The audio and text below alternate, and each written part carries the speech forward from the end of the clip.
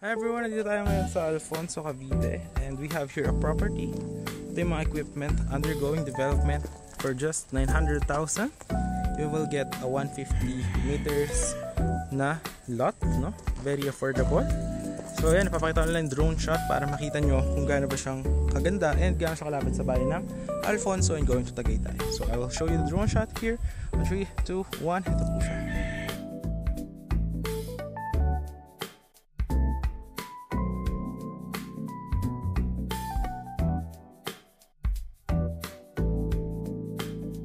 So ito yung ating property guys, meron tayong available dyan na 260 corner, 150 and 150 square meter, and meron din dyan 287, 150 and 150 square meter na magkakatabi. Ayan. So kagandahan dito sa may property na to is malamig din po siya and mataas po ang kanyang above sea level, kaya naman hindi po siya binabaha.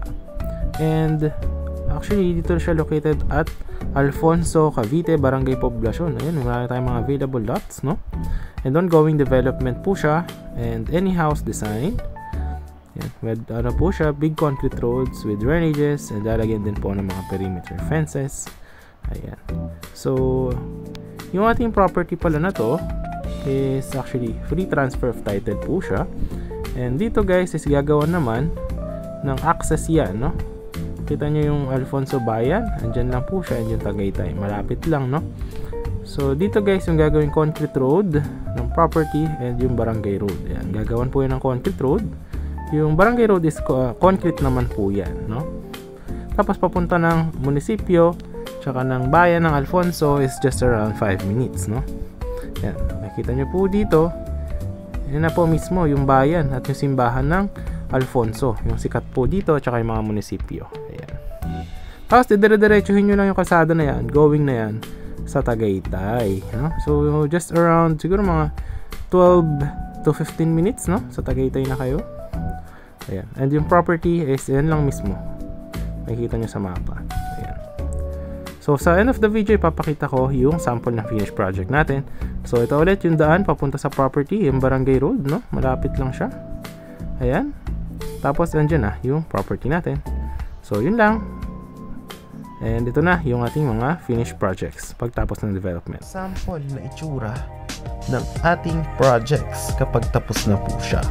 So actually, ito is silang Cavite din siya.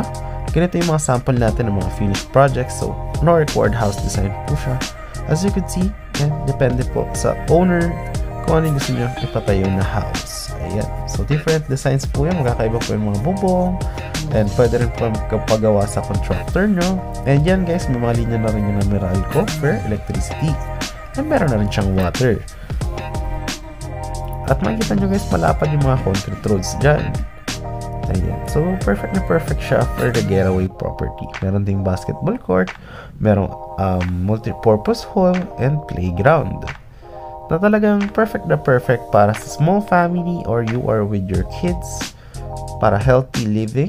Actually maganda rin mag-walking dito, lalo pagka madaling araw is naghahamog po dito dahil this property, ito pong develop na project natin is just around 8 minutes to Tagaytay boundary, no? Kaya napakalamig po talaga ng weather niya.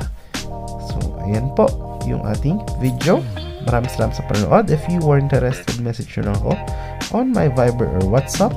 Ayan po. Or if you are actually happy in this video, kindly hit yung ating subscribe button. And syempre, share more into other people. Baka naman magkaroon tayo ng other properties na magustuhan ninyo. So yun lang.